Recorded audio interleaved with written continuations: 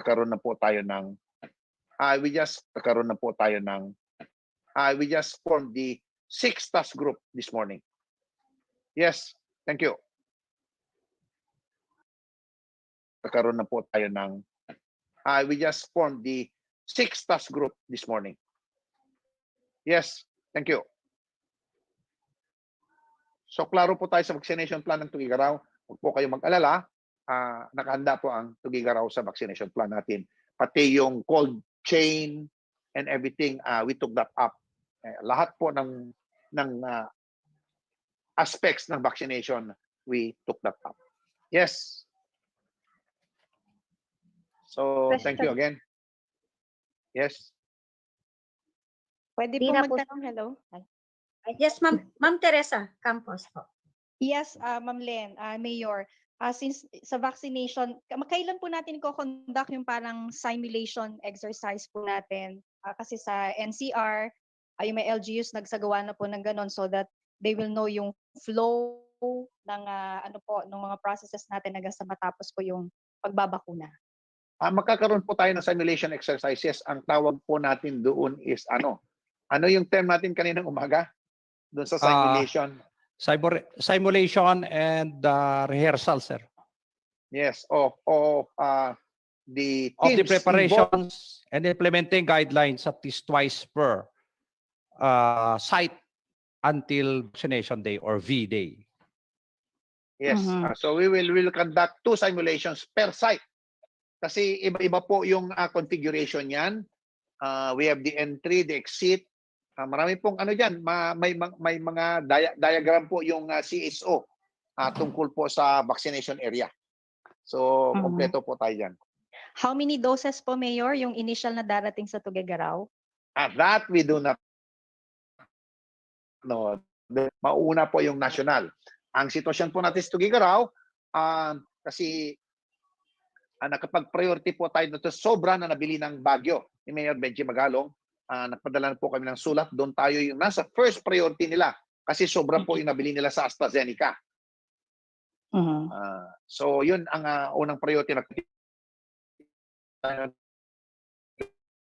25,000.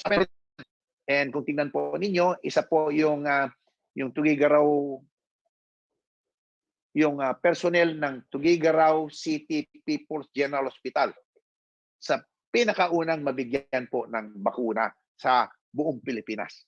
Napili po tayo dito sa Tuguegarao City People's General Hospital na bibigyan ng bakuna. It was announced by Dr. Rio a while ago. Sir, last na po. Kailan po yung ating target date na makakapagbabakuna ho tayo sa Tuguegarao na? Depende na naman po sa dating ng bakuna na ibibigay ng national government. But yung AstraZeneca, third quarter po yung AstraZeneca. Mauuna pong national government kasi this month millions na po yung darating sa Pilipinas.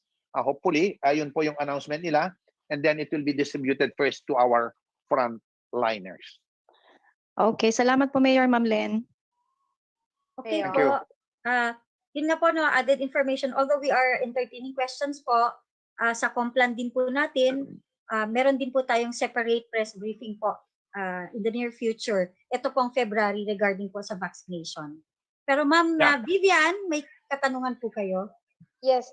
May I go back to my kung ilan po yung nakalista under our priority eligible group A na unang mababakunahan po? Based po sa lista, I hope Ken? Yes, sir. Kendrick. Yung first group po natin, ano yung unang ilan po yung unang grupo? I think for number 1 for public and private health facilities, sir. 7,100, sir. We have 6,172.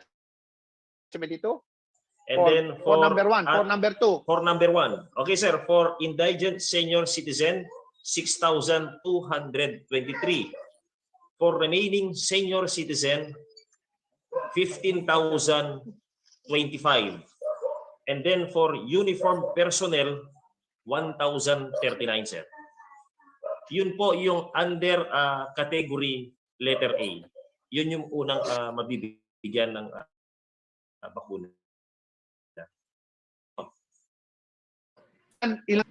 Ilan lahat? Ali 69,717, sir. More than half. Ang bakuna ho ba ay ilang beses ho sila mabakunahan, Mayor?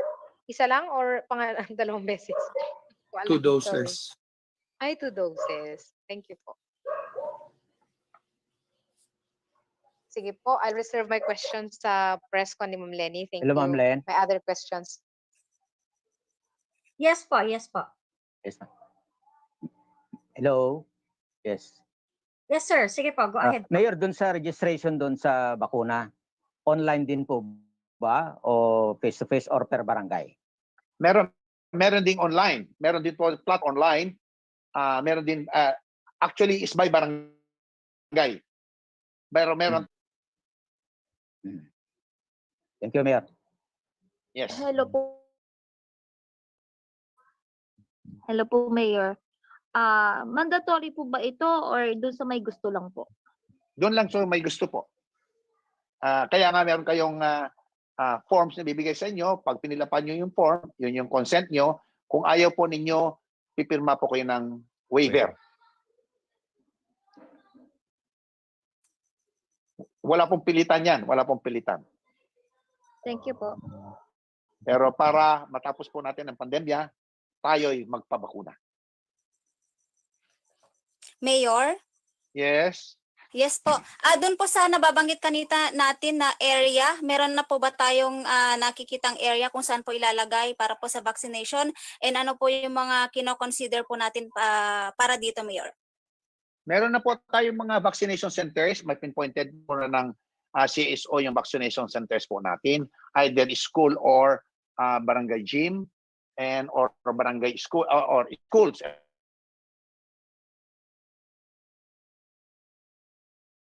Lista na po yan lahat kung saan po ang ating mga vaccination centers po natin. Pertaining to the cold chain mga sinasabi mo, may capability po ang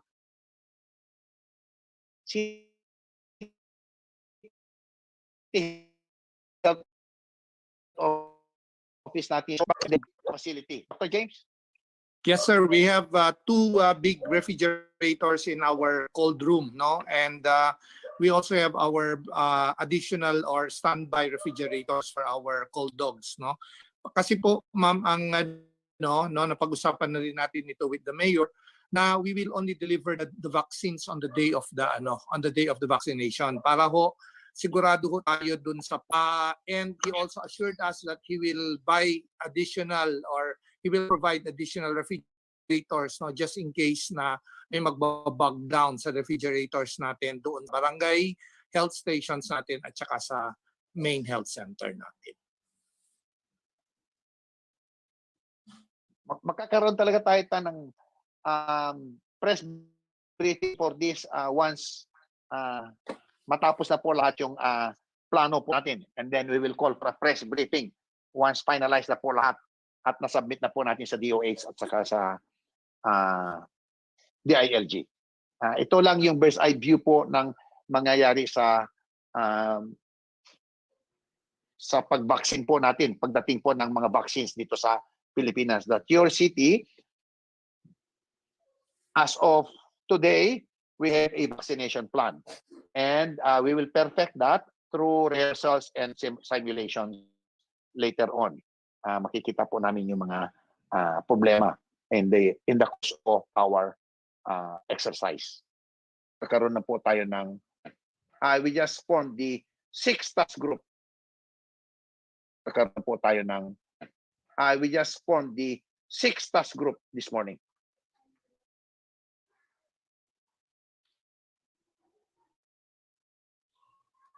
Yes, Ma'am Vivian. Okay, Mayor? Message Sige, po para sa lahat. Yes, thank you po sa lahat. Thank you for joining us, our barangay captains, our friends from the media, and then members of the HCT Council. Vice Mayor, maraming salamat po sa inyo, Len. The success of anything depends on the cooperation of everybody. Any endeavor, it depends on the cooperation of everybody. And the success of our fight against COVID, especially now, at this time wherein Tuguegarao is suffering so much because of this pandemic, is the cooperation of everybody. It will be the cooperation of everybody. We cannot do this alone, just as we have been telling everybody. You cannot do that alone. We have to be one in our purpose, in our fight against COVID-19. No matter what we will do, kung ang tao, the people themselves accept their responsibility, is a shared responsibility of every citizen of Tuguegarao and every resident, every Tuguegaroeño. But even if you are not from Tuguegarao, if you stay in Tuguegarao, you have a shared responsibility in taking care of our city. Please remember, gaya ng sinabi ko po, dahil po sa atin, kaya nandyan po tayo. Kaya nag-ECQ po tayo dahil po sa atin yan, kagagawan po ng tao.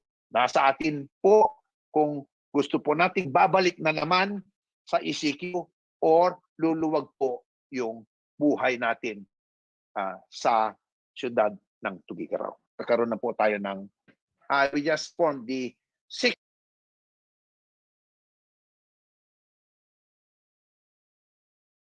nagkaroon na po tayo ng, we just formed the 6th task group this morning.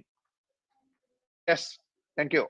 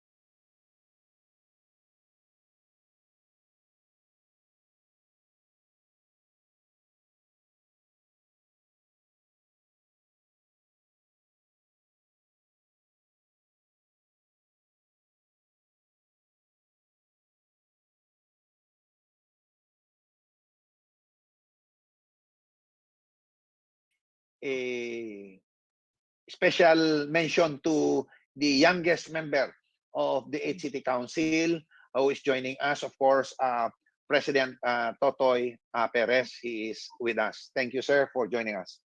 So, Yes, Len, sir. can you? Yes, sir. We are joined by, of course, our Vice Mayor, Honorable Bienvenido C. de Guzman II. At kasama po niya, nandito po sa atin, sa ating pong press briefing, si Honorable Claire Calangan. We also have with us Honorable Danilo Bacay. We also have, of course, Dr. Victor Perez. And then si Sir Jill Pagulayan po, nandito rin po siya, kasama po natin. We also are joined by Ma'am Karen Taginod. Nandito rin po siya. And yun, sir, from the 8th City Council sila po. And then kasama din po natin si COP Jonalyn Tec Bobolan, kasama din po natin si Sir Vince Langcad, si Sir Kendrick Kalubakid, nandito rin po si Sir Jubes,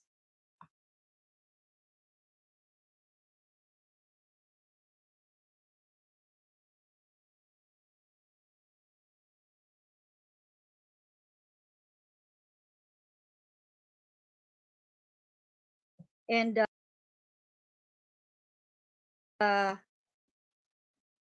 Sir Ambe Bunagan also joined us, sir. And Doc McCoy Malilin is also with us.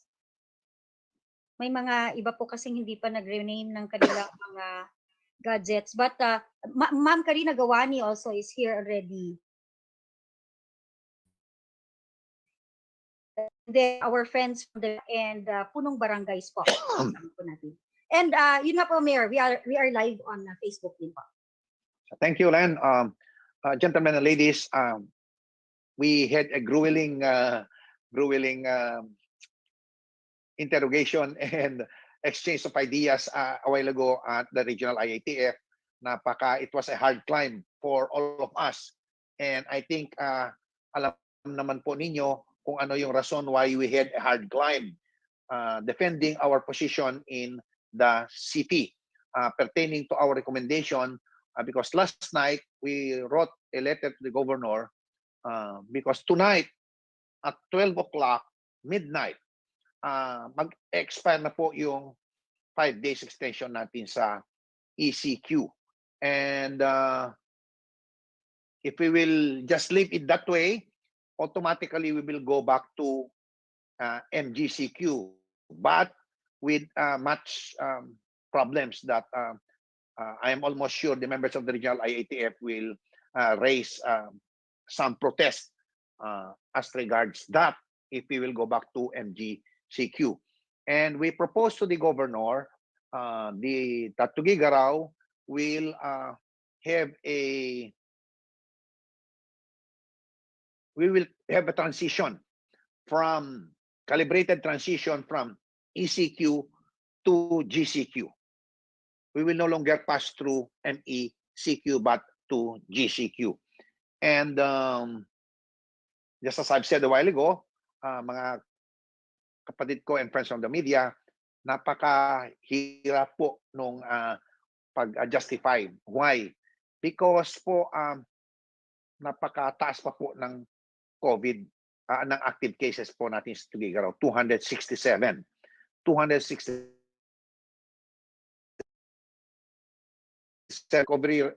recoveries only from today up to February 10 of about 145 recoveries. Kahit pa po mag-zero po tayo, mataas pa rin po ang COVID cases natin of more than 100. So which is quite improbable na mag-zero po tayo. Because today or yesterday, I think yesterday, January 30, we had 59. January 31, we had 17. February 1, we have 2. February 2, we had 6. And I think we had 1. We have 1 today. So yun po ang decline natin. But still, in the daily attack rate per 100,000, mataas pa po ang Tuguegarao City. That's more than 13.something%. Yun po yung briefing ni Dr. Rio, ni Dr. Nika ng DOH Region 2. And that is considered still a high risk. So, mga kapatid ko, finally, we were able to convince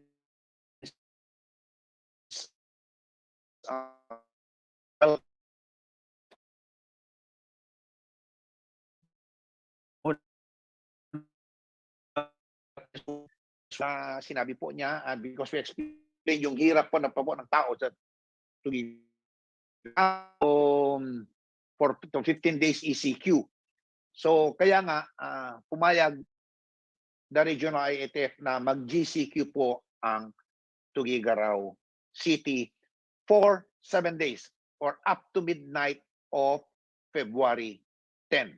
Starting 12:01 early morning of February 4 to midnight of February 10, to give us time also to be able to make some interventions and for us to be able to observe the active cases of Tuguegarao insofar as COVID-19 is concerned. Please bear in mind that when we during the final words that we gave to the regional IATF, I assured them that this time there will be no compromise. The minimum health standards that should be implemented should be implemented. And for the information of Colonel, our Chief of Police, we will request for additional troops from the region if necessary, if only to assure the regional IATF that we are doing our best insofar as our problem on COVID in Tuguegarao is concerned. So, Colonel Tecmobolan, may I take this opportunity, please tonight make the request to the province or to the region for additional troops to be deployed, especially in our barangays. And our task force disciplina, Major Vincent Colonel Lincoy, for you to maybe add teams in your task force disciplina, because they were particularly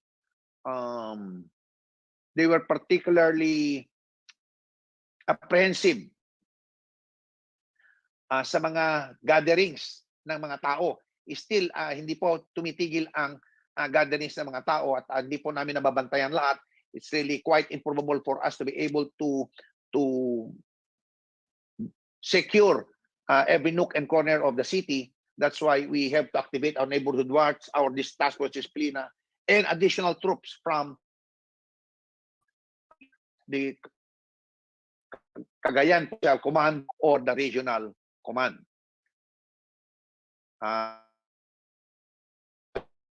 Provincial Command for additional troops.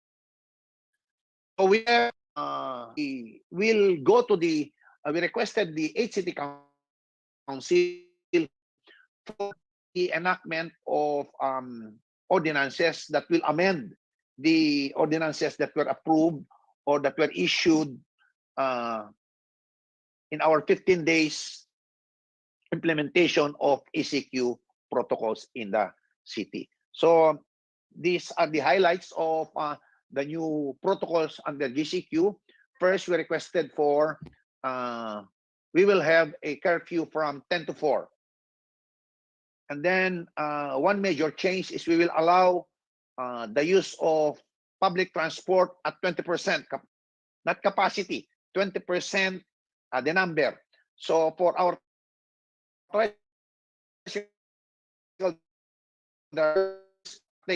will go back to the color coding. So for Monday is green, for Tuesday is blue, for Wednesday is red, tomorrow is orange, and on Friday is yellow.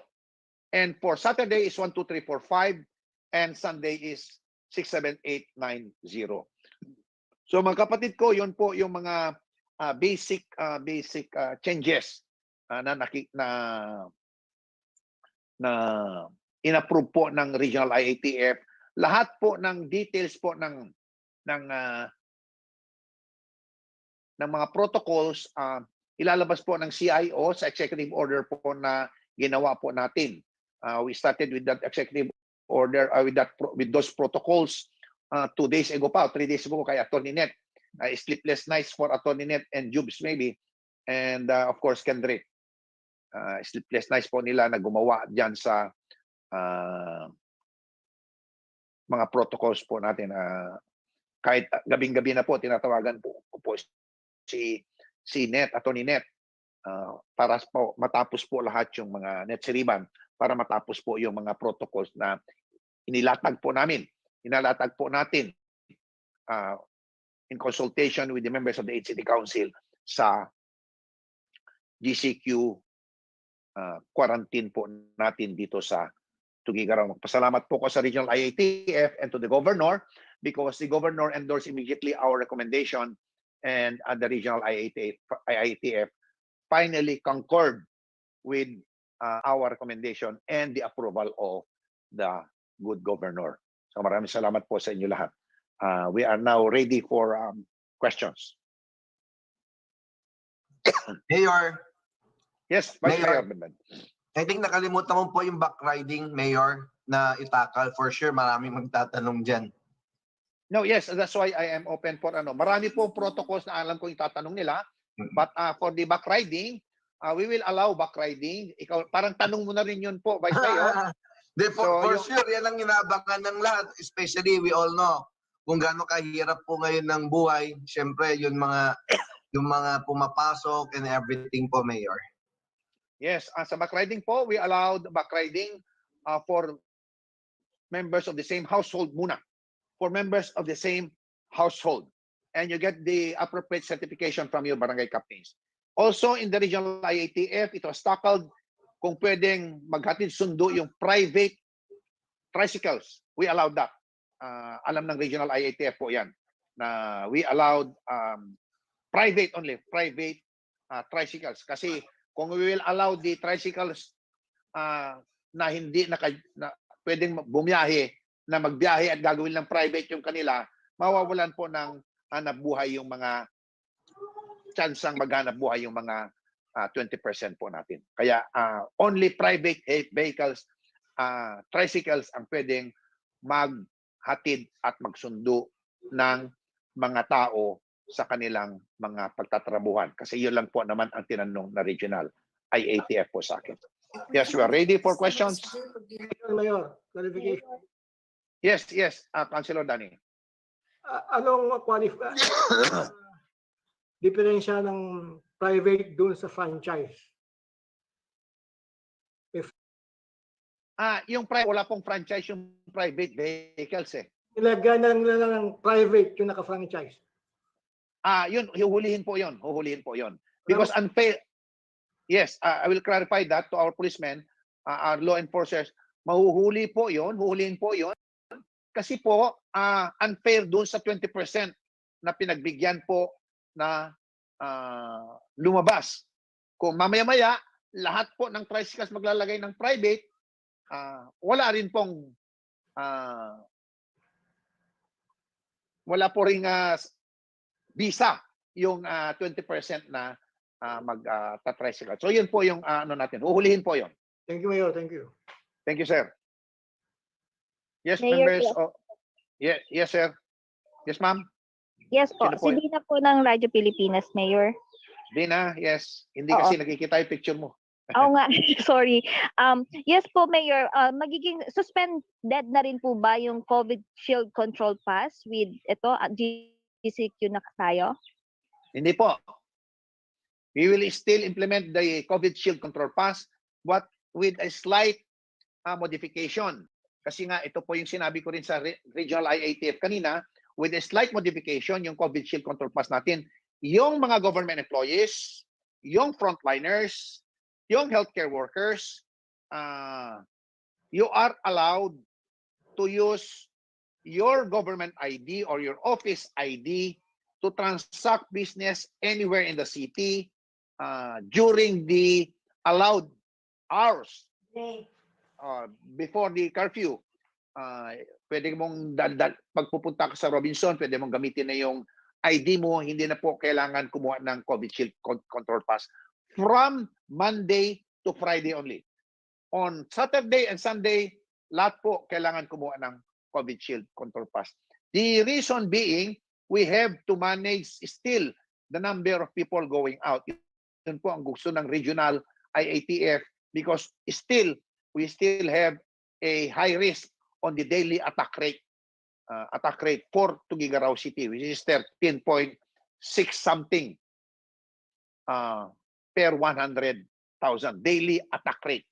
Mataas po ang Tuguegarao. That's why they wanted to readjust yung ating quarantine protocol, quarantine level sa Tuguegarao. Yes po, Mayor. Doon po sa gagamit ng private vehicle para paghatid po ng kanilang mga kasamahan sa bahay sa pagpasok Tricycle yan, ha? Tricycle, ha? Private tricycle o private vehicle? Private yan? tricycle. Kasi I Opo. think kasama na ito, Mayor, sa papayagan, ano po. Oo. Opo. Kailangan bang mag-register katulad nung ginagawa natin for dun sa mga health workers or paano po ito, Mayor? Yung private vehicles naman, may nakalagay naman, may color po ang private tricycles.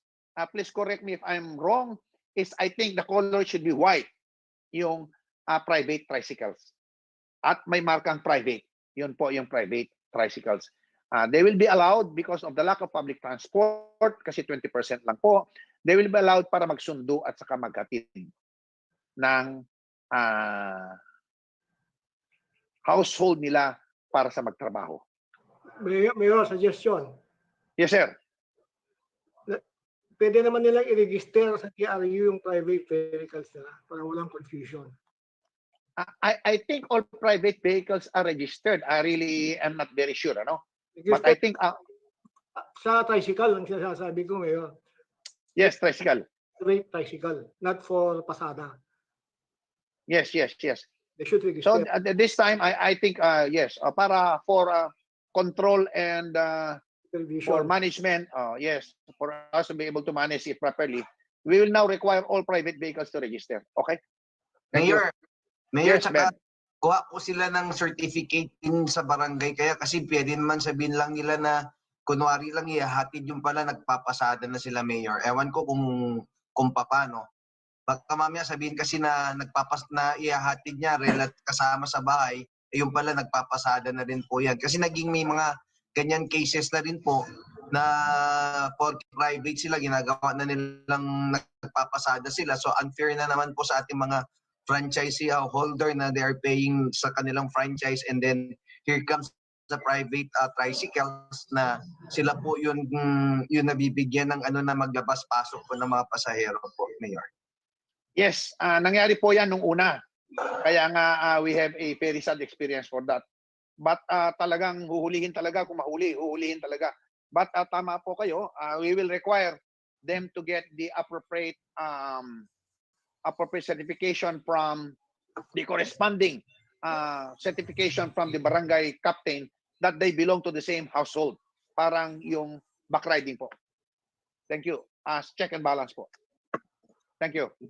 Mayor. Attorney Net. Yes, Mayor. Please listen to all of this because we'll put this down in writing again. Yes, Mayor. Noted po. Mayor, Mayor. Aaron, go ahead. Mayor, igataw nang ibuto rin niya kan nga with franchise itake na nga tricy kasi gaya anak nga matrabaho ta si VMC. Kuna si awat to private. Iyalaman niya patakayan na anak i-franchise, ga-franchise na. Ikwan na Kap Aaron is matakayat at tricycle nga awayan na nga mabiyahe. Pwede kunari, Mayor, pero yun awayan na mabiyahe. Bawal. Mayor, sige. Nakotagit 20% ng mga awayan na mabiyahe. Unfair to ta awayan na mabiyahe, ngamis singaw nga na tricycle, malawalaga pa nga natin, mangitulok na kaya so mangitulok na masundo. So ano anyari kita na 20%, awang na. Mayor. Bawal talaga. Bawal lang with franchise ira, Mayor. Sige, Mayor. Sir, si Jill, sir. Jill, go ahead, Jill. Sir, bigay allowed nga paseros na private and public. Dua. One in the cab and one at the back, provided that you will have the barrier. Talikok, gitna ng backriding. Nukwa.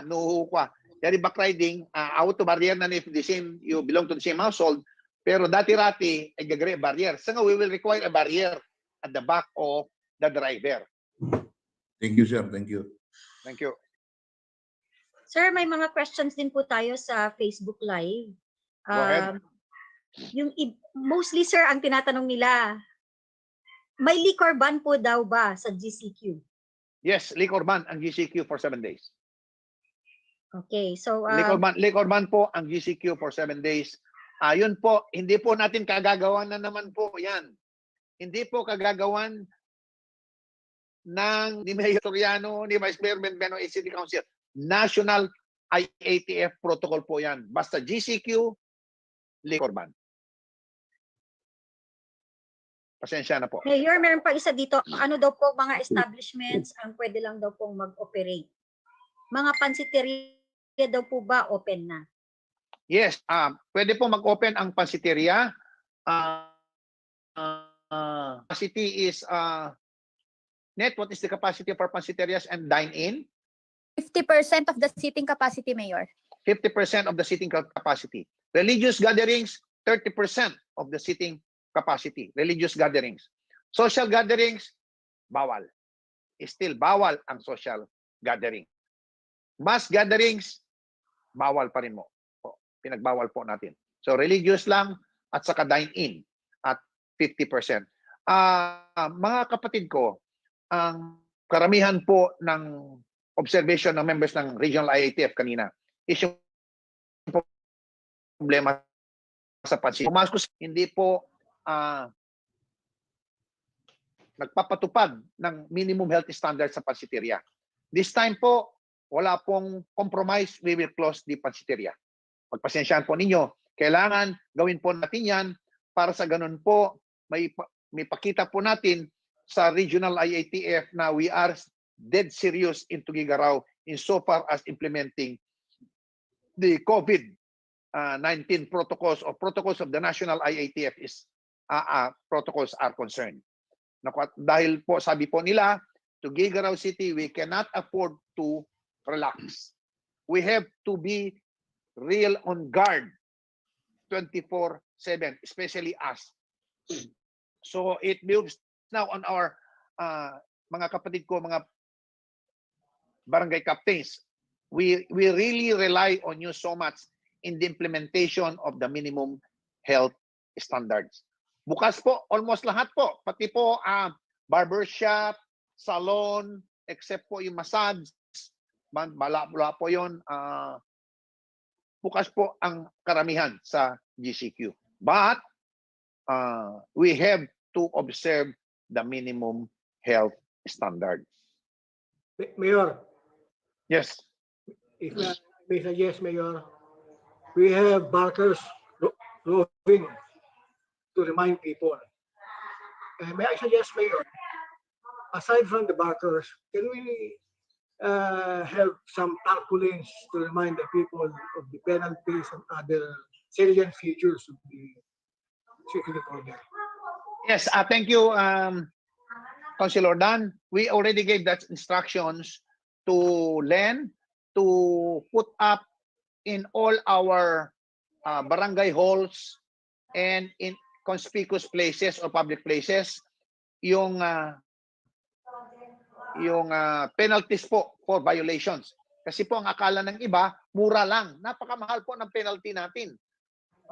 Napakamahal po ng penalty natin sa not wearing of face mask and face shield. Not wearing of face mask. Social distancing pong nahuli natin. Based on the last report of our PNP, ang nahuli na po ng PNP since March at saka yung poso po natin 8,400 plus na po ang nahuli. Marami naman po dyan yung fine, may mga nakasuhan po, nawarningan po yung iba. Kasi basta magpatupad po tayo ng ordinansa, yung first few days warning lang po naman ang binibigay natin. Then huli na po tayo. So ganun po yung sitwasyon natin po sa Tuguegarao. Mayor. Mayor, si Ma'am Teresa Campos po of DWPE would like to ask a question din po. Tere? Yes, thank you Ma'am Len. Thank you po Mayor. Sir, marami yung naghihintay na ma-lift na nga po yung ECQ but ngayon nag-GCQ. Papaano daw po sila papasok dito sa Tuguegarao, those coming from outside Tuguegarao, within Cagayan and outside Cagayan po? Yes, pwede naman po pumasok sa Tuguegarao. Kahit naka-GCQ po. Yes, yung mga nagtatrabaho po dito. Ipapakita lang po ninyo yung ID po na pinagtatrabuhan nyo o kung wala kayong ID, kumuha kayong certification doon sa kampanya na pinagtatrabuhan nyo dito na nagtatrabaho kayo dito. Pwede naman po kayong pumasok dito sa Tuguegarao anytime. for as long as you have your own travel pass from your place of origin if you come from Region 2, and the travel authority if you come from places other than Region 2. So yun po yung ano po natin dito. But we confine it still to essentials. Okay. Pero marami na pong essentials ngayon kasi kasama ng mga construction, essential na po yun. Yes, sir. Construction materials and everything. Yes. Opo. Thank you, sir. Isa pa po, sir, yung 20% na ating mga tricycle, approximately how many po yung lahat? O kung sa mga registered na mga tricycle, mga ilang daan po sila? Magkakaiba-iba po yan. Sa Monday, I think is 1,000 plus. Almost ganun po yung numbers po nila. More than 1,000 a day ang lumalabas. Kasi 5 colors lang yan po. If our franchises, holders of franchises, a franchise is about 7,500, you divided into 5 is 1,500 a day, average. Okay. So Sige yun po yung number of tricycles going out a day. At yan po yung clamor nila noon. Mas gusto po nila yun kaysa yung rapok-rapok. Sir. Thank you. Salamat po. Thank you, Thank Tere. you po, Ma'am Tere. Mayor, si Bombo Efren also would like to ask. Bombo Efren of Bombo Radio. Yes, good afternoon po, Mayor, at sa lahat po na nandito po sa Presscon. Mayor, yung 50% na pinapayagan po sa dine-in at sa mga restaurants, 50% din po, Mayor, sa mga nagkatrabaho po sa public, sa mga government agencies at sa mga private establishments po, Mayor? Ganito po ang request ko sa government agencies. Sa government agencies, ang request ko kasi po pwede pong ang workforce is from 75% to 100%. But ang request ko po sa government agencies kanina sa regional IATF was 50%. But meron pong ibang mga line agencies na talagang maraming trabaho at naghahabol po gaya ng DA. Kailangan ma-distribute po nila yung mga seeds. Otherwise, mag-expire na po yung planting season na hindi pa na-distribute yung seeds. So mga ganun, they requested for 75%. So maximum po yung 75%. Okay. Ganon din po, Mayor, sa mga private establishments po? Yeah, ganon din po sa private establishments. Okay. Isa pa, Mayor, dun sa nababanggit po ninyo kanina na kinakailangan po ng additional groups at mga puwersa rin po ng task force sa disiplina. Mga ilan po, Mayor, yung kinakailangan po natin? As of now, Colonel Jonalyn, I think, can you brief us on how many policemen are already augmented to Tuguegarao City Police Station during our ECQ? Colonel Jonalyn? During our ECQ, sir, only 30 augmented personnel came from Cagayan PPO, sir, and we are now drafting our request letter to the provincial director, sir, for additional workforce from the PPO. If their men are not sufficient, so we may request as well from the regional mobile force company, sir. Yes, please convey to me if you need my help. I will call them para mapabilis po. Because yes, sir, sir. I gave my word to the members of the regional IATF that we will request troops from them if only to assure them that the minimum health standards during GCQ in Tuguegarao will be observed for us to be able to stem the rise of active cases in Tuguegarao. Yes, sir. Kakailanganin po namin para approve nila agad yung request namin, sir. Sige, thank you. Thank you. Sir? Thank you. Sir? Yes. Yes. Sir, ani sanction na barangay official pa nga ari mag-implement ta minimum health standard kasi no karuan, sir. Maski arubang na barangay official client da nga awat to face mask awala to action da, sir. No, we will take it against the barangay official concerned once there will be a complaint against them. Just as we are taking action against anybody na yung nagpapatupad na hindi niya ginagawa po yung trabaho niya. It will be the same for everybody. Barangay captain ka o kundi ikaw o ako na hindi nagpapatupad ng health standards sa harap po nila. We really need the help of our barangay captains this time. Otherwise, kita nakagyanad daw, gira, gaya po nasabi nila, gitam tosong at sitwasyon, maresen itam because of us. Ito kagagawan po ng tao, hindi po kagagawan ng circumstance. Tao, kagagawan ng tao ito. Kaya po, kahit anong reminder natin o bantay ng mga kapitan o bantay ng pulis, kung yung mga tao talaga palusot ng palusot, gaya ng meron pa hanggang ngayon may nahuhuling umiinom, may nahuhuling nagbebenta ng alak, kasi nga kaya nga dapat ma-activate po natin yung neighborhood watch. And I would like to ask again the help of the barangay captains. Alam ko po, bugbog na po ang mga kapitan natin. I would like to thank you for that. Pero still, marami po tayong trabaho. Kaya po nang sabi ko noon, we cannot complain. It's a choice we have taken. To be a barangay captain, to be a mayor, it is a choice. So we cannot complain kahit alam po natin na sobrang bugbog na po ninyo dyan sa barangay. Sobrang na pong daming bash ang nakukuha natin. Ngunit trabaho po natin. Malinis po ang konsensya natin.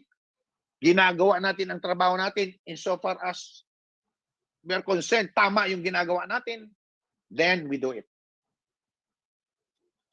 Mayor, may ika-clarify lang po si Attorney Soriano regarding po dun sa question po ni Bombo Efren regarding po dun sa workforce in private. Attorney Net? Attorney Net.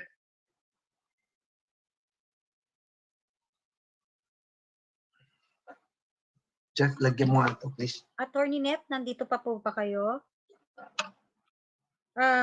Yes, ma'am. Okay.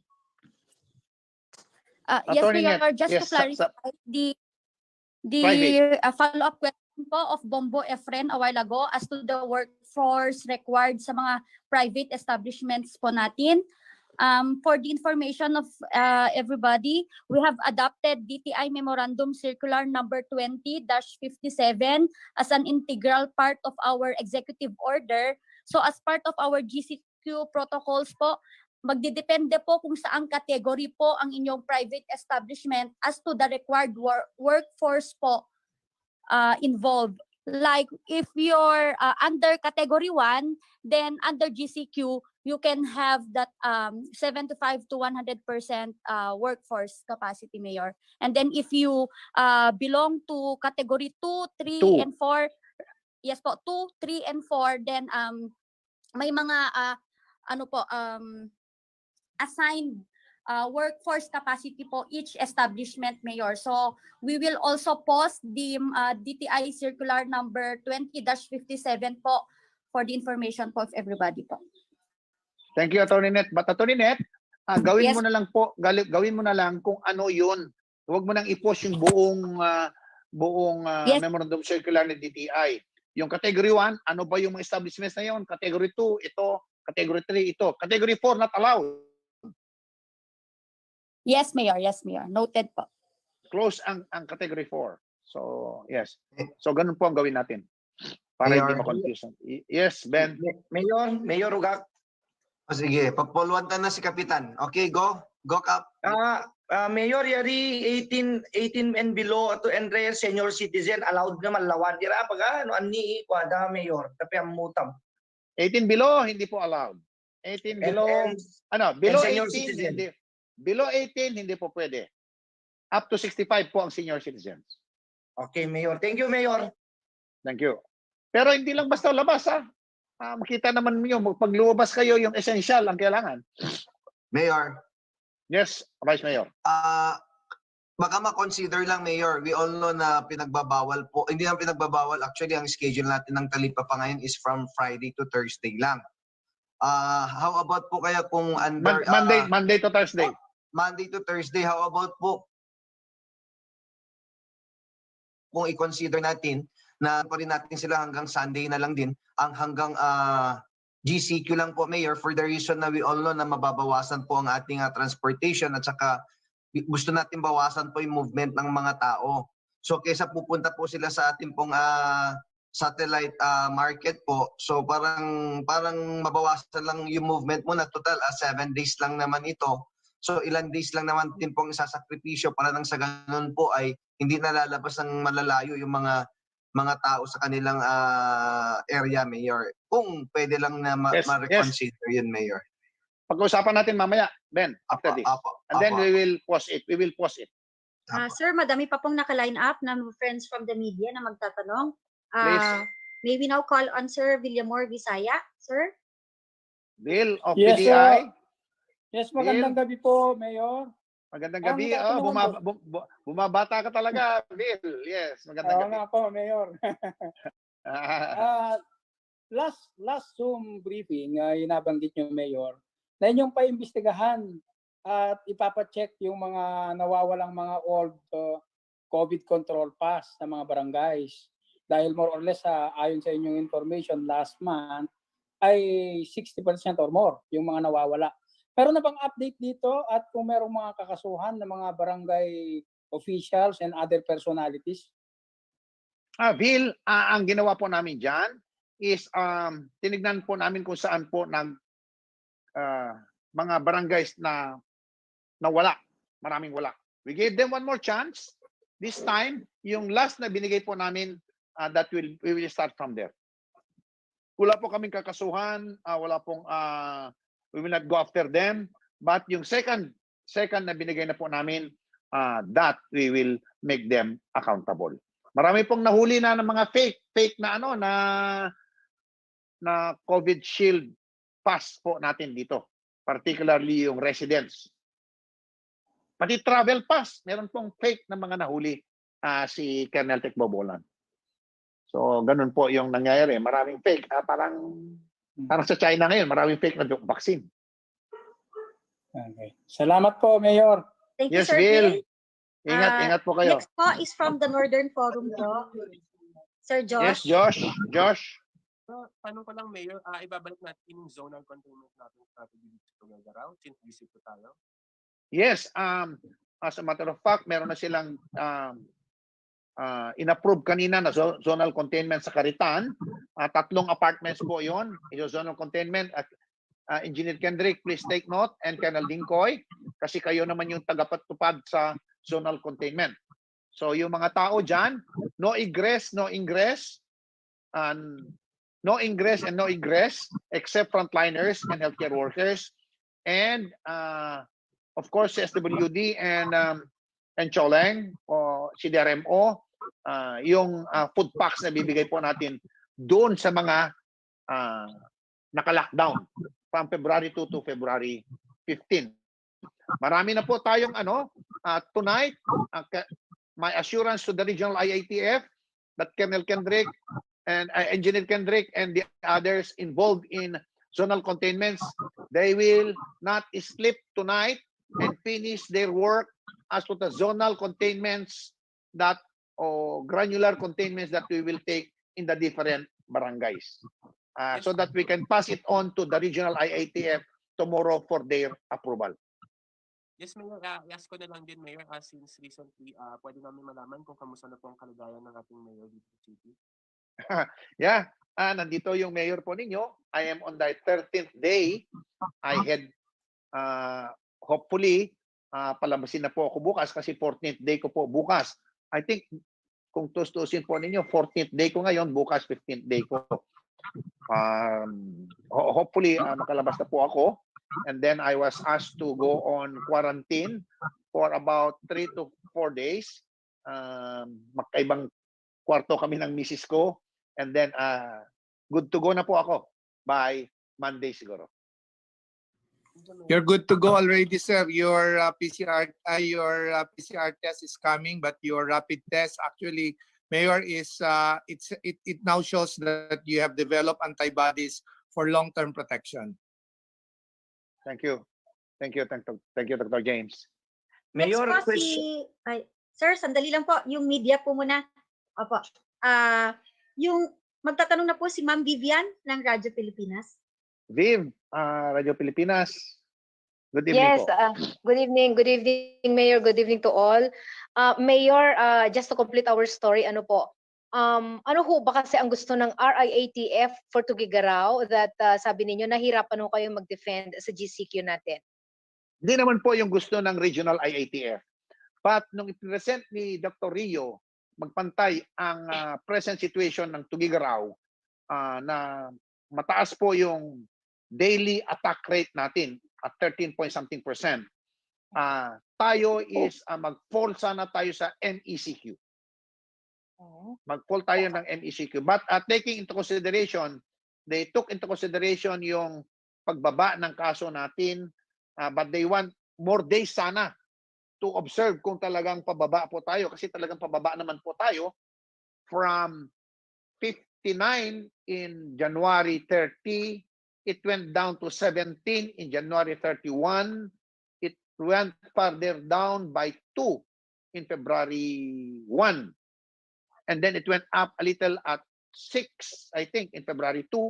And then yesterday is 1 case. Dr. James, please correct me. And then, yes, sir. And then today, sir, we only have 4. We have 4. We have 4 today.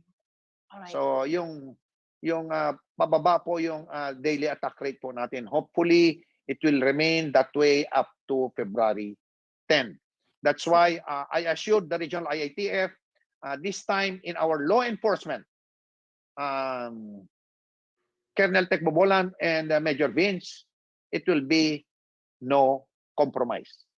No compromise. They were particularly apprehensive with our dine-in. Diyan naman po talaga nakukuha lahat kasi in dine-in, wala po lahat. And number 1 na sinasabi nila are the pansitterias. So pasensyahan po ninyo, kapag nahuli po tayo dyan, wala na pong warning. Colonel Tecbobolan? Yes, sir. Yes, sir. Close. Close immediately. Sir, on the spot nga i-close mi aton, just in case nag-ako mi, sir, on the spot nga i-close mi, sige, sir. Yes. Sige, sir. Noted, sir. Noted. On the spot, no compromise.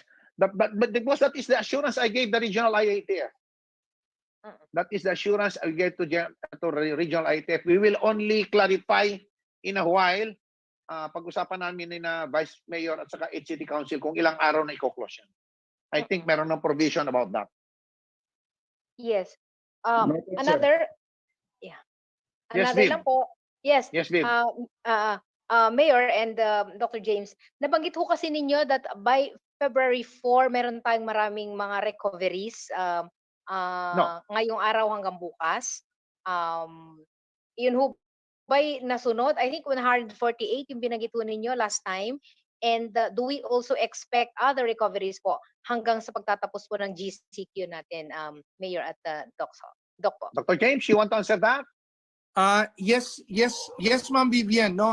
In fact, no, yung in-expect natin na recoveries not only from our CIUs, yung community isolation units natin, pero maski sa ospital, no, nakapalabas sila ng 4 this morning, no? So dagdag suspect natin na na recoveries. In fact, ma'am, no, dun sa ospital kasi these are like the severe cases. Ito po yung hindi natin sigurado o tiyak na lalabas sila in 14 days. Pero ngayon with the new guidelines, no, and that's what actually our CIUs and our CIUs, including the regional CIU, is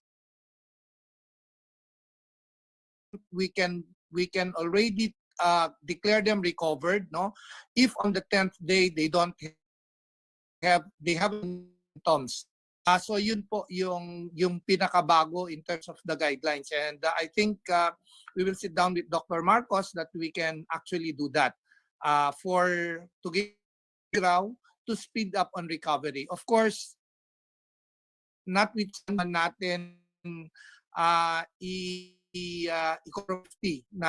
na uuwian na pag-uwi ng ating mga positive patients or confirmed cases, no, coming from the CIUs. Yes, thank you, Dr. James. For the information of our friends from the media, Aviv, you still have any question? Sige, okay lang, Mayor. Please go ahead. Yes, an additional information for our friends from the media. Our vaccination plan, we will finalize. It has been finalized.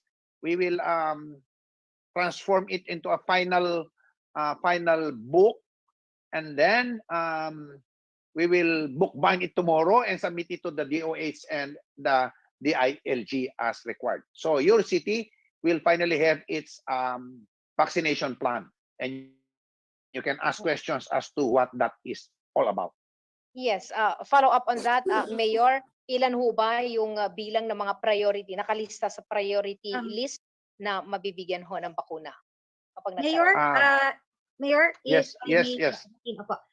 we will be conducting a separate press briefing po regarding vaccination po para nakakonsentrate po tayo sa ating GCQ muna. Opo. But we will allow them to ask questions after this. Yes po, Kung, yes po. anong gusto nila. Yes po. Ma'am Vivian, do you still have other questions po?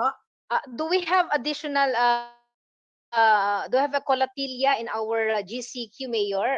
Katulad ho ng ECQ natin of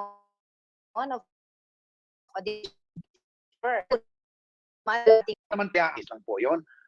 Walang kolatilya na additional 5 days or additional days once the situation aggravates. We will work from there.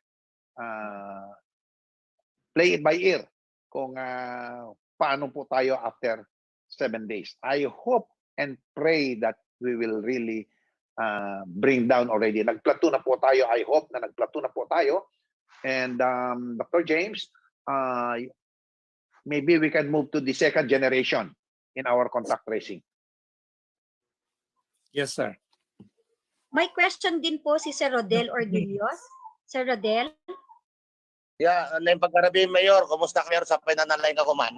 Sir, thank you, Apo. Sir, tanong ko lang kasi may mga nagtatanong din sa amin kung paano na yung trato po ninyo sa mga LSI natin na pumapasok dito sa lungsod ng Tuguegarao in particular. As of now, kasama po doon sa nilabas po natin na protocols under our executive order, ang LSI is still suspended for 7 days. After that, we go. Pangalawa, Mayor, yung mga van na papasok dito sa atin, meron po bang dapat nilang sundin na protocol po? Yung mga vans po natin, yung public utility vans po natin, up to 20% din po tayo dyan sa kanila, sa mga terminals. And yung dating protocol po natin na yung travel pass na mga pasahero po nila at saka yung travel pass po ng yung driver is iiwanan na lang po yung Xerox copy sa checkpoints po natin. Yun po ang ipa-implement natin. Thank you, Mayor. Para hindi po tatagal yung queuing po nila. Iipon po yung travel pass, iwanan na lang po, and then go na po sila. Thank you, sir. Thank you. Thank you po, sir. Thank you, Apo. Ang next po natin, Sir Jeff, I see Sir TJ Tuddaw po. TJ. Good evening, Mayor. Good evening, TJ. Yes, Mayor. Since nakagimgunguri, no, nabanggit bunguri, high-risk pagalaman Tuguegarao. Kung si sunuma, mamega po nga matalong iri karwan ira nga empleyado. Kung si arrangement kasi nakagade niya kan nga gaya daga pa mapa-check up to be sure nga arida makahawa and then maawaan ta patalungad da. Ani kaya mo kaya sa city head? Ani kaya mo kaya daw pa check up. Talong mapa-swab test kuna antigen test no kan before matalong da. Iba yung protocol taton. TJ, tanakwan ni protocol, iba po yung protocol ng magpa-swab test, magpa-antigen test. Marami pong may gusto niyan, but iba po yung protocol doon. Yes, it will only be determined by the CHO because not all people na gustong magpa-swab test masa-swab test. Depende po yan kung ano yung level ng exposure po ninyo. Because hindi naman po unlimited ang resources ng national government at saka resources po natin. Kaya po, by priority lang po yung masaswab, depende po sa as determined by our CHO po. Ay, kung Mayor, ordinary empleyado, yes. then you go to a private private hospital that conducts the clinic, that conducts the swab test or antigen test. I think there are hospitals na nagkakandak ng antigen test like I think Divine Mercy. Dr. James, can you Yes, sir. pass We on have this? yes, sir. The bigger hospitals actually, sir, no, are conducting antigen tests. We have St. Paul, we have Divine Mercy, we have RPGMC. So these are the and there are private doctors, no, with standalone clinics like Lutheran, no, who would conduct antigen test. Just in response to kay TJ, no, TJ, alam mo kasi kung Yes, lahat Doc. ng tao na gustong magpapaswab, yun yung sinabi ni Mayor, no, ay ikaklag natin. Sa dami ng instead na 24 hours, no, yung ating resulta, which is very necessary for us to be able to implement isolation, no, para hindi tayo magkalat, ay nagiging 2 hanggang 3 hanggang 4 na araw. So ayaw natin yun na mangyari. Kaya yung sinasabi ni Mayor, ini-interview muna yung tao, no, na yung may nakasalamuhan na positibo, i-determine natin kung talagang kailangan niya ba ang swab test or any other test for that matter. Kasi may mga iba na lampas na sa 14 days, magiging negative na po yung yung swab test. So useless na po 'yon. But at any rate, no, lahat po ng mga nakasalamuha, lalong-lalo yung close contacts in the family, lahat po 'yan halos sinaswab natin. Halos 90 to 100% of all family contacts, and of course around 50 to 80% of all contacts in the workplace, no, are being swabbed. Doc, konektado gre Doc. Igatadday kakilala taw nga grocery gre. Nga iga na appa nga na positive anatadday kasi 2 outlet na yaw. Mapurong yari empleyado ri sa nga patalungan. Pwede nga yari establishmento la pa nga na ima-handle ta swab testing. Kasi gagare ka iri karwan nga empleyado aw to kwarto da nga hausan. Pero mapilit da nga patalungan kunari da, Doc. Any arrangement po, Doc?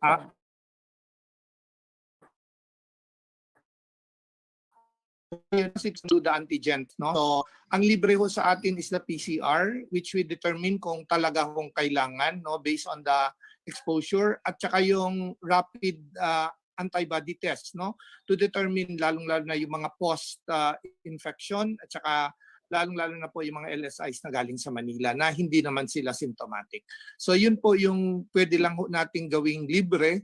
Pero yung mga iba na sinasabi mo, sinasuggest mo, there are some companies, no, like like Save More and some of the other companies, no, na private, they provide, no, for their the testing of their employees for free.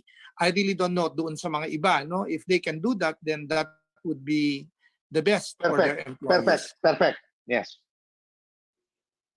Kasi nabanggit mo na, Doc, yari Save More, yari info nga apa nga na positibo, taday nga outlet na, taday taday. Maburong ka ba nga na yari empleyado da matalong.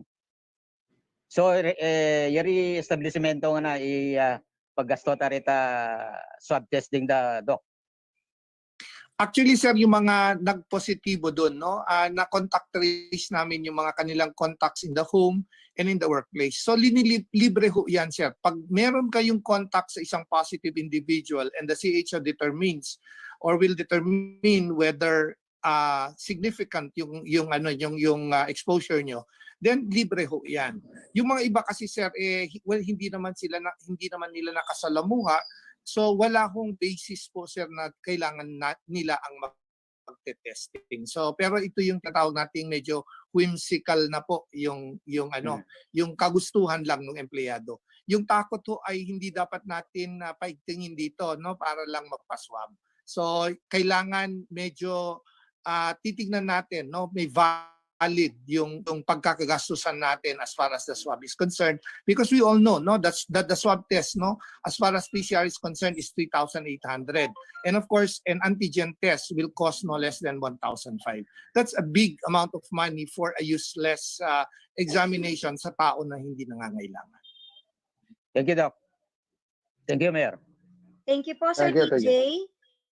Ma'am Joy Bumagat ng DZCV po.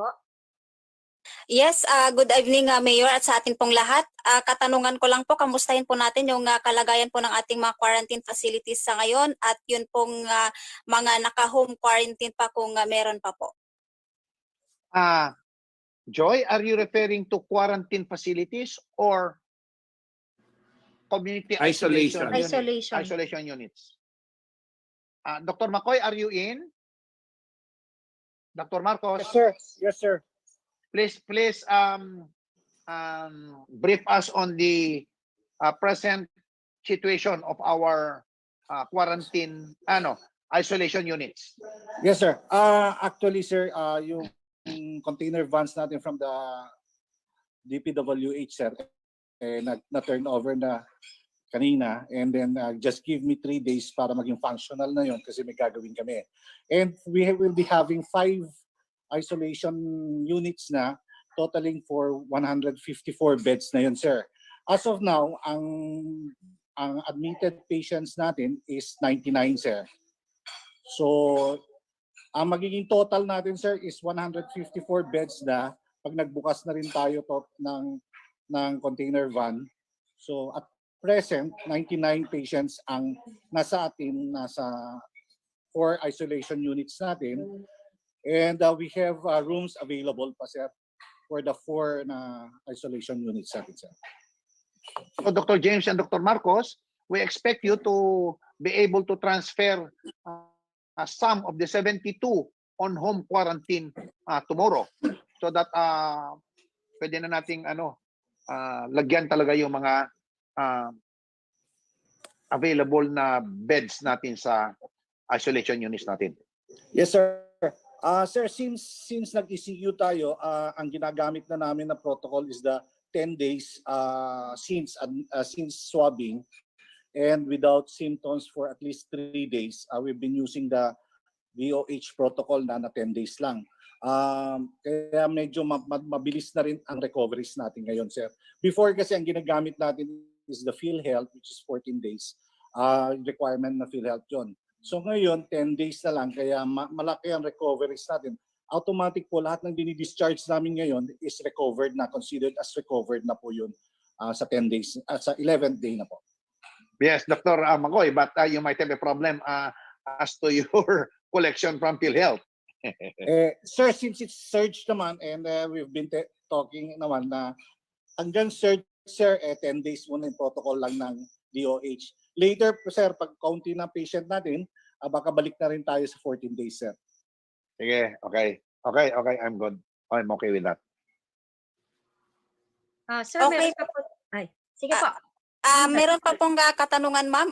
Ano po yung mga protocols natin sa mga emergency cases po na papasok ng lungsod ng Tuguegarao galing po ng probinsya ng Kalinga at Apayao po?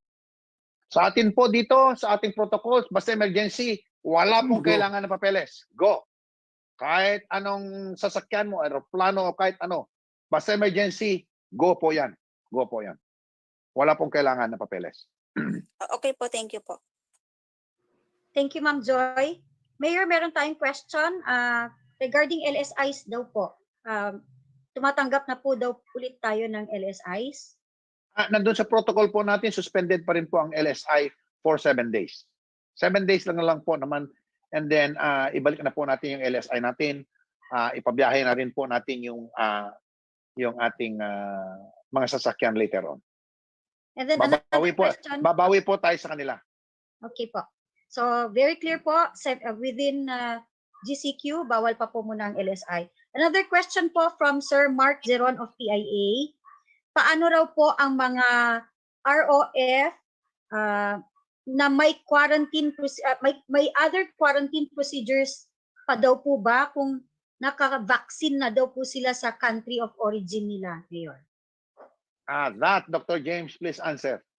Yes, sir. May bago tayong patakaran ng ng pagdating sa Pilipinas ng mga ROFs or kasama ko iyan ang OFWs, no? Ay hindi na po sila sinasob sa airport. pupunta ho muna sila sa isang quarantine hotel, no? And then after 5 days, they are being swabbed. This is actually, no, in compliance to the protocol of the WHO and the DOH that we follow. And this will give us a lot of confidence, no, that if they come back to Tuguegarao, in fact, we talked about this with the mayor recently, no, that we will allow them to go on home quarantine. Meron lang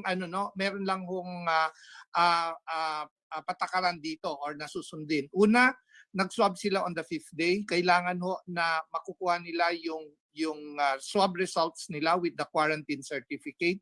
Kailangan ho na galing sila dun sa quarantine hotel, diretso na sumakay sa bus at darating ho dito. Hindi ho pwede yung pagkuha nila ng quarantine certificate nila sa Manila ay lalabas sila at makikisalamuha, no, sa ibang tao doon sa Manila, that they go and see their relatives and their friends. That will break already the quarantine na hindi na masusunod yung sinasabi natin na kailangan from hotel to Tuguegarao kaagad or to the province, and we will allow them to go on home quarantine. Strict home quarantine pa rin. That means sana meron silang sariling kwarto at sariling banyo. So, yun po yung siguro next na i-recommend namin or babaguhin natin, no? Kasi that only started last February 1. So, wala pa po tayo doon. So, lahat to ng umuwi ngayon na ROFs, no? They still have to follow the old protocol of facility quarantine to complete the 14 days from the date of arrival in Manila. Okay po, Doc. And then may mga clarifications lang po dito, Mayor. Ang e-bikes daw po ba allowed na po ba? Kasi nung ECQ po hindi po allowed ang e-bikes, electronic bikes. And how about daw po yung mga nagtitinda ng mga fishball or other ambulant sellers, allowed na din po ba? Bawal po ang ambulant vendors. Bawal po ang ambulant vendors. E-bikes, we will allow. But ambulant vendors, 7 days po. Hintayin na po natin na mag-LGCQ po tayo. Yes, Tapiron? Hello, Mayor. Iyari construction worker ira nga maggafuta barangay na Ugagsur, then going to another barangay. Idami bagay ira ta certification? Yes. Nga may data other barangay nga matrabaho? Yes, ang trabahante at tangabagan nga barangay. Oh, thank you, Mayor. Thank you, Mayor. Okay, Kap. I-purpose tam tawawagira. Ang purpose po natin dito is we have still to manage the number of people going out. Hindi po libre na lalabas lang po yung tao. They have to have some sort of a control para ta ganun po ma-manage po natin properly the number of people going out. Yes, Len. Nafunan East po, si Sir Gerald, may katanungan po yata siya, nagre-raise ng hand. Gerald, our SK chairman. Yes, Mayor. Ask ko lang po yung curfew hours natin, sir, kung ano po yung oras po. 10 to 4, and I hope 10 to 4 ang curfew hours natin, and that will be tackled by the 8th City Council tomorrow in their session, special session, because we requested for a special session. Sir, a question from Sir Dextres Tagyam of IFM Kawayan. Yung mga tricycles daw po na galing sa labas ng Tuguegarao, pwede daw po ba na ang ipakita po nila is certificate of marriage nila kung kasama daw po nila yung spouse nila? Or siguro he was referring to the back ride po ito instead of a certification from the barangay. Kung meron silang marriage certificate, that is even better than the certification of the barangay. Kung meron silang marriage certificate, that is even more authentic than the ano. But tricycle, it's not allowed. Okay, so sana napanood po yun ni Sir Dextres. Sir, bawal pa po ang yung sa tricycles po. Meron pa po ba tayong mga comments or katanungan po? Hello, Mayor. Good evening. Kapre. Mayor, ani panonong amin yari private tricycles nga mangitulok ta nga kana para frontliners. Ano na ma-register sa barangay, Mayor? Ini pina-register may nga nata TRU, ma-register ng barangay mas mapiaga pa. Oh, Para yari ko makontrol, kayo, no? Mayor. Sige. Thank you, Mayor. Balok. Komisyon ng mga nanuan yata, no? Sige. Okay, thank you, Mayor. Thank you. Yes, Cap, Marge. Sir, i-confirm talaman kasi mangivo niya kan. Olu, nabanggit mo po kanina yung COVID Shield Resident Pass po na i-issue namin. Mag-i-issue kami doon, sir, every Saturday and Sunday lang. Yun po ba yun? No, hindi po 'yon. You will issue it every day po yung issuance ng COVID Shield Pass po natin for residents, ano? But ang point ko is yung mga government employees at saka frontliners, pwede nilang hindi sila kailangan kumuha ng COVID Shield Pass during weekdays kung meron silang pupuntahan. Okay. Pwede nila yung we require them to get the appropriate corresponding COVID Shield Pass. Okay. Kung weekdays, para hindi na po sila, kasi galing sila sa opisina, pupunta sila mamimili ng mamalik o sa SM, sa Robinson, sa Pure Gold, Primark, o kung saan. So, hindi na po sila kailangan kukuha ng COVID Shield Control Pass kasi wala na po silang oras. Balo, thank you. Okay. Mayor, yung ating pong online travel pass daw po kasi madami din pong nagtatanong na din po. Engineer Ambe, are you in? Engineer Ambe. In a while we will give you the online travel pass. We will just call Engineer Ambe. Len, please call Engineer Ambe so that he can join us. I think he was here a while ago, so that he can join us and brief us on the online travel pass. Meron na po tayong mga kapatid ko, meron na po tayong actually form. Ginawa po yan na Engineer Ambe sa ICT po natin, sa IT department po natin. Ginawa po nila yan para sa online travel pass. Kailangan po kasi yan, lalong-lalo na nung ECQ tayo, kaya naisip na po namin yan, this will not, and henceforth, magkakaroon na po tayo ng online travel pass.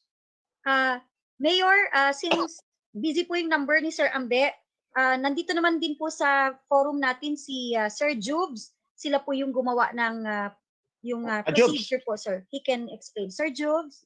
Please explain to us. Yes po. Good evening po. Good evening po sa mga... Thank you, Jobs. Okay. Mayor. For our online travel pass po, mas pinadali na po namin at contactless yung pagkuha po ng travel pass.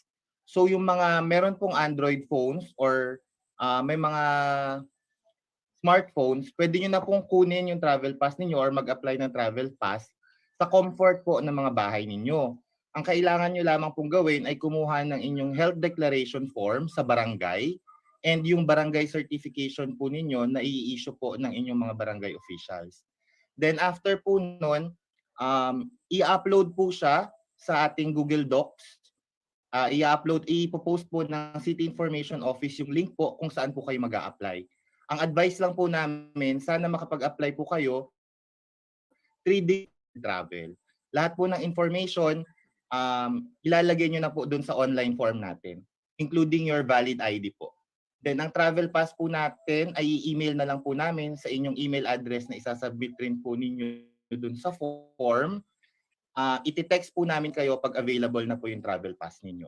Then ipaprint nyo na lang po sa bahay or kung tinatanggap naman po ng LGU na pupuntahan ninyo, pwede nyo rin pong ipakita yung PDF copy or online copy po ninyo.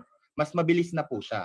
Doon naman po sa mga walang access sa smartphone or internet, meron po tayong assistance desk sa lobby po ng Tuguegarao City Hall kung saan yung mga empleyado po nating nakatalaga doon, sila po yung mag-a-assist sa inyo sa pag-apply ng inyong online travel pass. Yun po yung bagong proseso natin. Lahat na po ng requirements sa barangay nyo kukunin, apply online, then i-email na lang po namin sa inyo yung mga travel pass po ninyo. Maraming salamat po. Sir Mayor? Jobs, may tanong po sila. Kailan na po ang implementation nito? After po nung press briefing, i-upload na po namin yung link tsaka yung steps po sa city. And burn serious calories with its full body Tabata workout led by Pwede bang Jobs? Yes, Mayor. Pwede ba kung wala akong email, padala na lang sa cellphone ko? Ganon? Pwede rin po, Mayor, kasi pati po yung contact number nandun din po. Meron po tayong designated hotline na tatawag po sa inyo para i-confirm yung application po. At saka po kung wala pong email, pwede rin po doong i-send sa messenger ninyo. Kaya lang po yung forms po kasi natin, nagre-require po siya ng email. Then you come up with a system that your form will not require an email. Yun po. Kasi madali lang kung telepono, not everybody has an email ad. Yes po, Mayor. Kaya po meron po tayong assistance desk, Mayor, for the online travel pass sa lobby po ng City Hall. Sila po yung magpa-process and mag-register po. Pero kung ayaw ko na pupunta nga sa City Hall, kaya ibig ko sabihin, kaya nga nag-online ako para hindi na ako mamamasahe, dapat meron tayong paraan. So gawan natin ng paraan na pwedeng ipadala from us, ipadala na lang sa cellphone niya. Sige po, para Mayor. yun na lang ang ipakita niya sa pagpasok niya sa checkpoint. Sige po, Mayor. Welcome. Sir, may suggestion din po si Sir Gerald ng anak po ng East. Gerald, go ahead. Since kukunin naman yata yung kukunin naman daw po yung mga requirements sa barangay, baka the barangay can also set up a help desk na rin daw po for the application of online travel pass. Hello, sir. Yeah. Hello, Ma'am Len. Ma'am Len. Yes po, Sir Ken. Yes, para dun sa karagdagang sinabi o ipinarating ni Sir Jude sa inyo, yung mga health declaration natin, ipapadala na rin ito sa barangay. Ang application din dito, pipirmahan na ng mga aplikante, tapos isi-certifika ng midwife o barangay captain. Bali yung health declaration, may kopya ng ibibigay sa barangay mismo. So ang ipapadala lang via online yung ating electronic travel pass. Yun yung hindi nakita ni Sir Jules kanina na mga karagdagang requirements. Thank you. Yes. Thank you po, Sir Ken. Sir, meron lang akong lilinawin din po kasi may tanong po dito si Ma'am Dina ng DWPE. Regarding our online registration of travel pass. Sabi niya, so ibig sabihin hindi na kailangan pumunta sa City Health and Police Station. Ma'am, travel pass po ito, hindi po ito yung travel authority. Travel authority yan. That is travel authority. Travel authority. At saka yung medical clearance, kukunin pa rin po yan sa City Health Office at yung travel authority po from our PNP. But we have a one-stop shop at CHO. Yes po, Mayor. So Ma'am Dina, yun po yung sa concern po natin. But Dina, I think we will go to that also. Para lahat online na lahat. Para online na lahat, mas mabilis later on. Yung travel authority. Mayor, tanong din po ni Sir Joshua ulit ng Northern Forum, ang mga outreach programs or yung mga humanitarian programs, allowed na po ba? Nandun sa protocol po natin, nabasa ko kagabi, allowed yung humanitarian programs for as long as they have the permission of the local government concerned. The local government of Tuguegarao City. We will allow, pati yung mag-distribute ng relief goods, humanitarian, we will allow that, but they have to get the permission from the city. From the office of the city mayor. It will be given again to Engineer Kendrick. Yun po yung nasa protocol, yun po nasa protocol natin nung nagbabasa ako kagabi. Okay, thank you po, Mayor. Thank you, Sir Joshua. Meron pa po tayong mga katanungan. Ma'am Len? Yes po, Cap. Edison. Ma'am Len, regarding those sa health declaration, di ba, sinabi na parang pwede nang magpumirma ang barangay captain. Tama ba?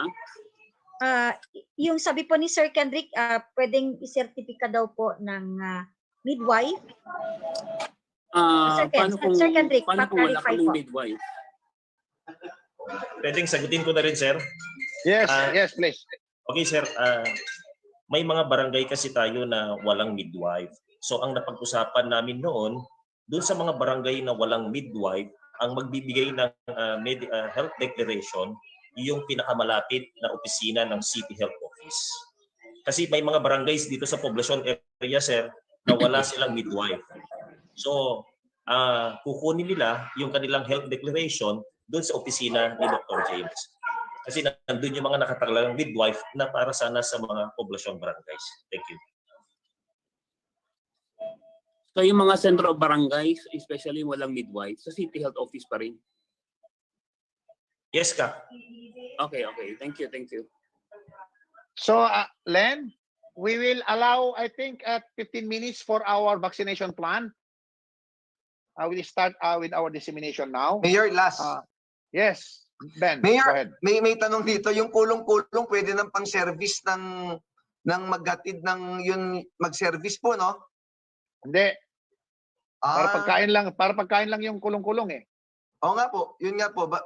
Pero pag service ng paghatid ng tao, hindi po pwede. Okay, hindi pag po. yung mga service lang ng maghatid sundo ay maghatid ng mga food, ganyan po. Yes, yung pagkain, yung kulong-kulong po, yung hugs, ganon.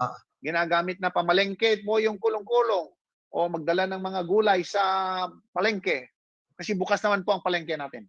Mayor, tapos yun Mayor, yung mga van na papasok na pampasahero? Yes, the same po ang protocol po doon. Ang nakalagay po doon sa protocol natin is still 1 meter. So kung yung van siguro is 6 lang po yata itong pwede. 2 per row. So taxi pwede na rin papasok from different I mean from Isabela.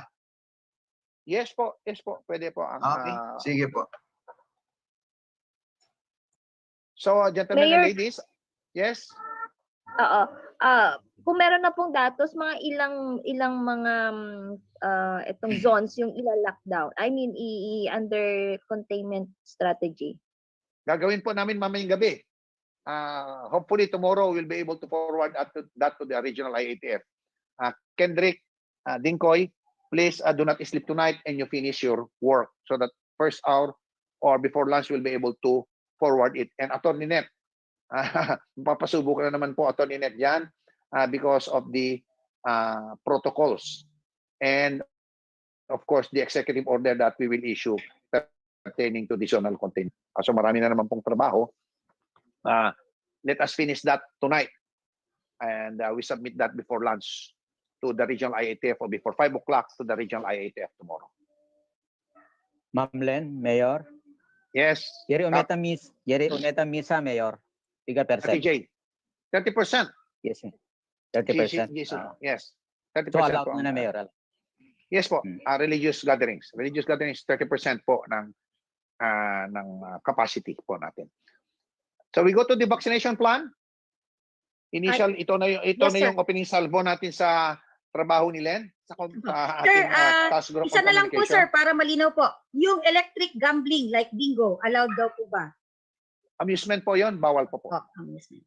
Sige Mayor, mag-ano na rin po tayo, pasikalyehan na rin po natin ng about sa ating COVID-19 vaccine plan po. Yes, gentlemen and ladies, we have our task force on COVID vaccine, Tuguegarao City COVAC plan, COVID vaccination plan for Tuguegarao City. Hopefully, Colonel Jude and the other task groups, we are ready to submit your on implementing plan for the vaccination plan.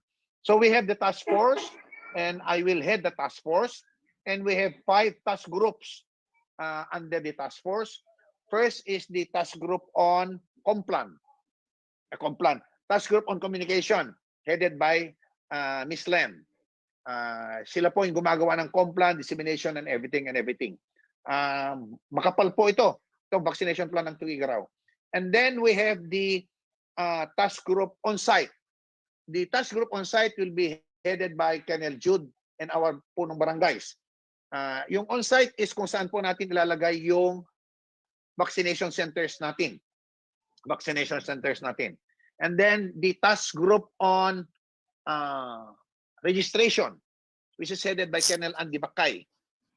Yung task group registration, mauuna po yung SAGE A, yung Group A.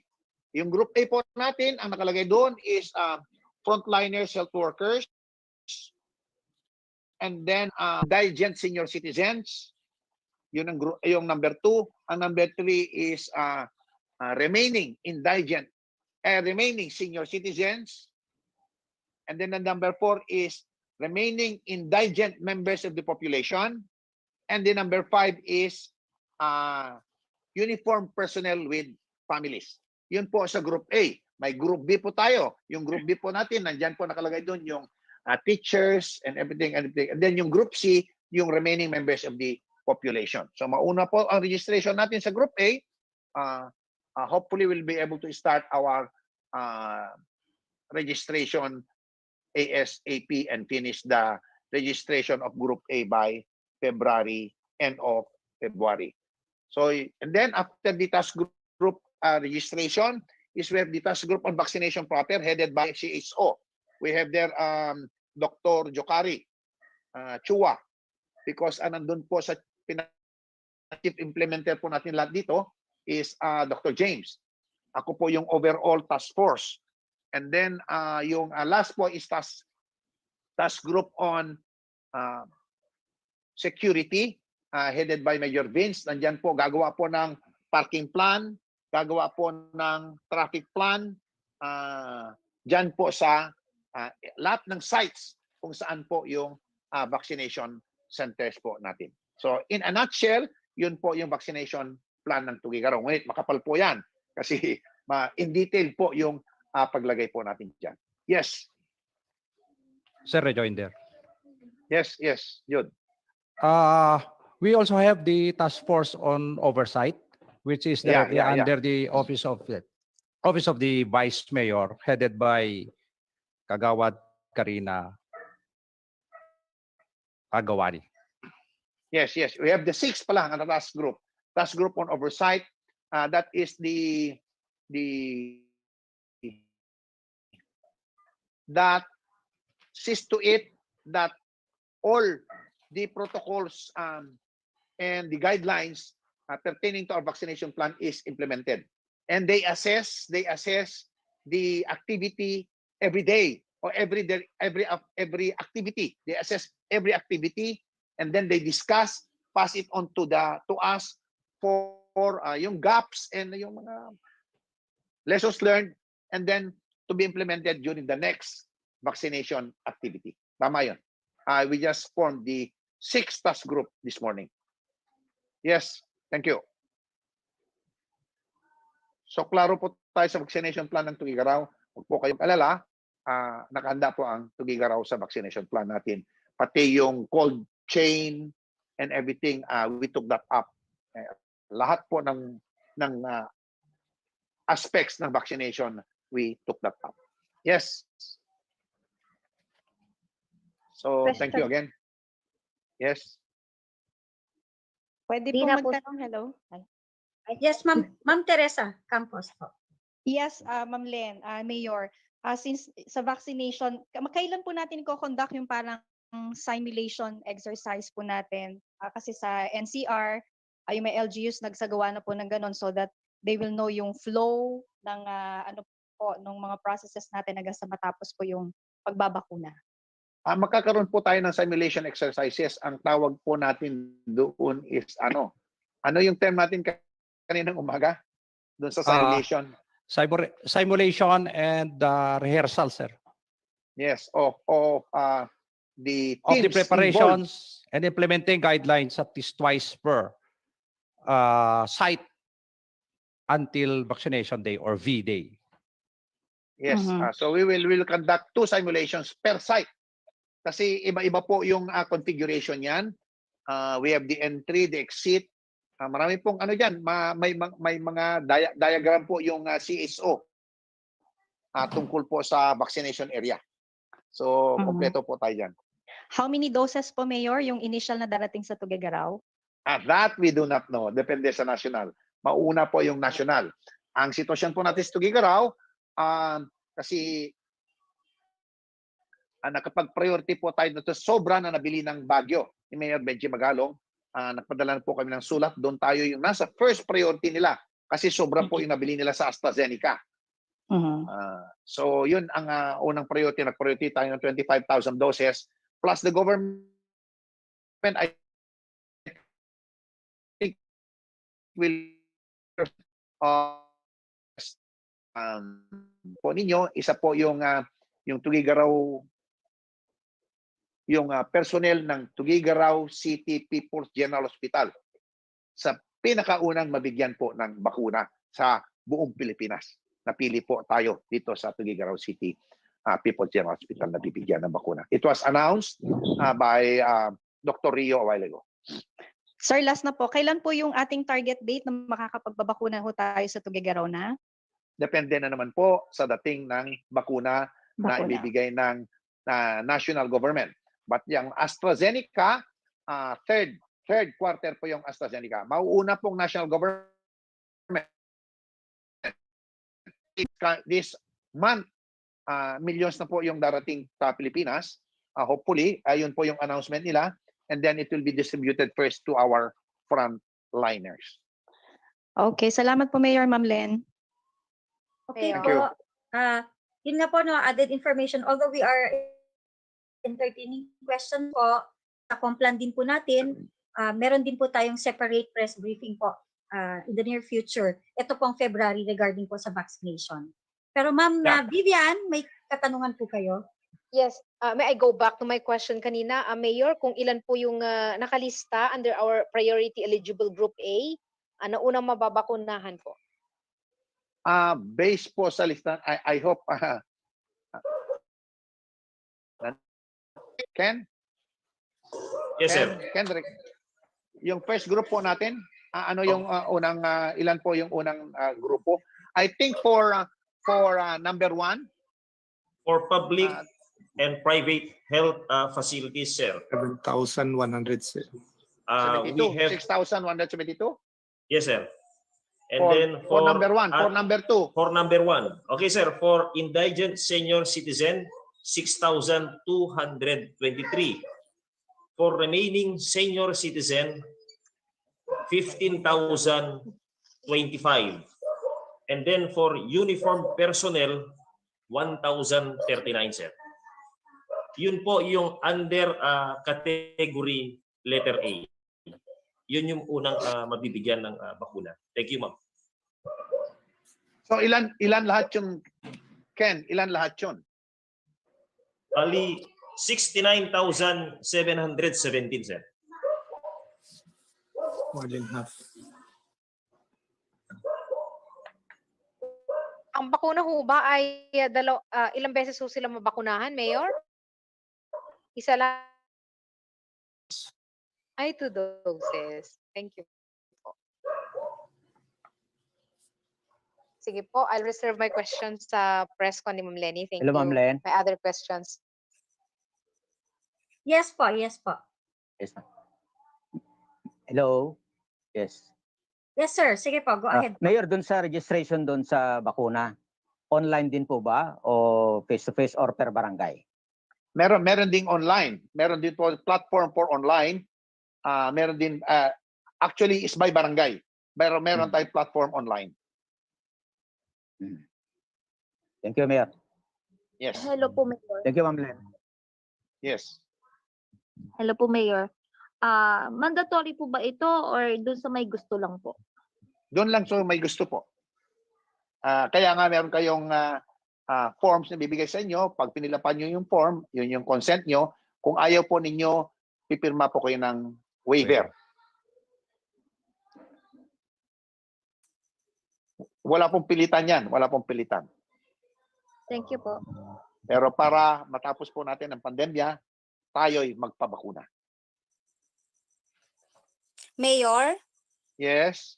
Yes po. Doon po sa nababanggit kanita natin na area, meron na po ba tayong nakikitang area kung saan po ilalagay para po sa vaccination? And ano po yung mga kino-consider po natin para dito, Mayor? Meron na po tayong mga vaccination centers. May pinpointed po na ng CSO yung vaccination centers po natin. Either school or barangay gym and or barangay school or schools, elementary schools or national high school. Depende po sa nakita po ng nakalista na po yan lahat kung saan po ang ating mga vaccination centers po natin. Pertaining to the cold chain baka sinasabi mo, may capability po ang City Health Office natin to store vaccines po. I think they have a 12 cubic meter cold storage facility. Dr. James? Yes, sir. We have two big refrigerators in our cold room, no? And we also have our additional or standby refrigerators for our cold dogs, no? Kasi po, ma'am, ang napag-usapan na rin natin ito with the mayor na we will only deliver the vaccines on the day of the vaccination para ho sigurado ho tayo dun sa potency ng vaccine ay hindi ho magde-deteriorate. Kasi po ang pagbabakuna, ang pinaka-importante diyan ay ma-maintain natin yung potency, no? Yung bisa ng bakuna from the time of its manufacture until the time it goes into the arm of a vaccinee. So yun po ang gagawin natin at we have assured the mayor that we have all the necessary implements already. And he also assured us that he will buy additional or he will provide additional refrigerators, no, just in case na may magbabag down sa refrigerators natin doon sa barangay health stations natin at saka sa main health center natin. Magkakaroon talaga tayo ng press briefing for this once matapos na po lahat yung plano po natin. And then we will call for a press briefing once finalized na po lahat at nasubmit na po natin sa DOH at saka sa DILG. Ito lang yung bird's eye view po ng mangyayari sa pag-vaccine po natin, pagdating po ng mga vaccines dito sa Pilipinas. That your city, as of today, we have a vaccination plan.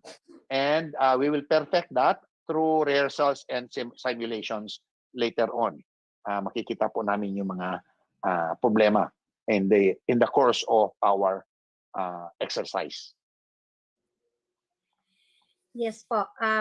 Gusto ko lang din pong i-share, Mayor, nag-start na rin po tayo dun sa IEC campaign natin kasi may mga natatanggap po akong questions sa aking cellphone.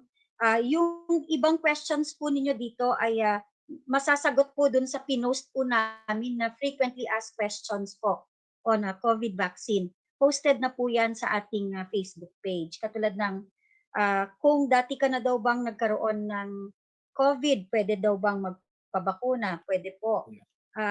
Dun sa pagkakaroon ba ng, pagka nag-register daw po ba, magkakaroon daw po ba ng ID yung para sa pagbabakuna? Ang alam ko po, QR code. QR code po natin. So, katulad po ng sabi ni Mayor, we will be having a separate press briefing po regarding this. And continuous na rin po yung ating information dissemination regarding facts and basic information about COVID. And asahan din po natin sa ating pong mga barangays, mag-i-email po kami sa inyo ng mga materials, pati po sa mga line agencies. And we will also be sharing our materials with our media partners para po mas malawak po ang ating information dissemination. I guess meron din po mga SK officials sa atin dito. Hihingin din po natin ang kanilang tulong. So very comprehensive din po yung ating complan regarding this. Meron pa po ba tayong mga katanungan? Last question po, if meron pa po, before our mayor will give his final words. Wala naman na siguro, last, no? hello? Yes. Mayor, so how much ang fund natin, initial fund na inilaan natin na tuloy? Actually,